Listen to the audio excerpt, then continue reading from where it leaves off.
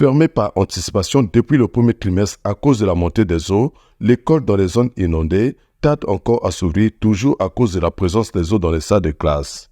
La mission conjointe gouvernement-Nations Unies, chargée d'évaluer les dégâts causés par les inondations, qui a parcouru les districts de Mosaka et de Lukola dans la cuvette et l'Iranga dans la Kwala, est inquiète quant à l'impact des inondations sur l'école dans ces districts.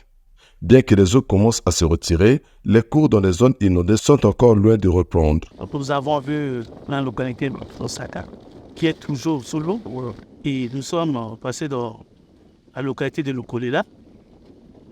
Là, une bonne partie de la localité est encore plongée dans l'eau. Et Luranga aussi, c'est la même chose. Mais quant aux villages de ces districts, sont carrément dans l'eau. La quasi-totalité de ces localités, les écoles sont fermées. À Mosaka, par exemple, ils ont ouvert pour les classes d'examen. On a amené les élèves, mais pas dans toutes les écoles aussi. Il y en a qui sont encore dans l'eau. Et à Lukolela, on a du mal à réouvrir parce que la ville est divisée en deux. Et les enfants qui sont dans la partie nord de la ville ne pouvant pas traverser quotidiennement pour aller à l'école. Donc là aussi, les choses sont suspendues. Au niveau de l'Iranga, il n'y a que la localité, la ville de l'Iranga où les cours ont repris. Toutes les autres localités, les enfants sont en vacances encore. Et d'autres sont plus loin dans les forêts. Si ailleurs, les cours ne reprennent pas à cause des inondations, au village Konda dans le district de Mosaka, l'école, bien qu'épargnée par la catastrophe, n'arrive pas à démarrer à cause de la présence des déplacés des inondations. Il est impossible aux élèves de reprendre les cours car les déplacés des inondations occupent désormais les salles de classe. En vue d'éviter les risques d'un trimestre blanc dans l'école dans les zones inondées, les autorités publiques et les gestionnaires des écoles ne cessent d'inventer des initiatives en faveur des élèves sinistrés en classe d'examen. Nous avons repris les cours rien qu'avec les élèves des classes d'examen, telles qu'ici il y a la terminale et la troisième. Naturellement, si nous faisons des cours avec les élèves de la troisième, c'est parce qu'au collège là-bas, les salles sont dans l'eau.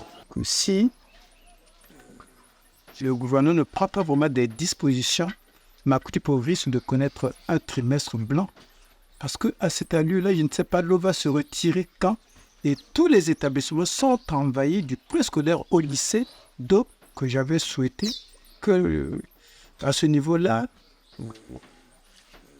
que nous voyons la situation pour que les enfants puissent peut-être aller même à Gaboma provisoirement, surtout ceux des classes des examens. Hein, parce que lorsqu'on va composer les sujets là-bas, on ne va pas faire une exception pour eux. Cependant, le souci permanent de la mission conjointe gouvernement-Nations Unies d'évaluation rapide est celui relatif à la date de clôture des dossiers aux différents examens d'État. Les écoles sont inondées. Est-ce que si on arrête la date de clôture des dossiers aujourd'hui, ces enfants vont perdre leur année scolaire? Et nous souhaitons simplement qu'il y ait des arrangements pour permettre à ces enfants d'avoir la possibilité, eux aussi, de compétir, donc de participer aux examens. La situation des écoles inondées a soulevé un débat autour de l'élaboration d'un programme scolaire adapté au vécu quotidien des élèves des écoles situées dans les zones inondables.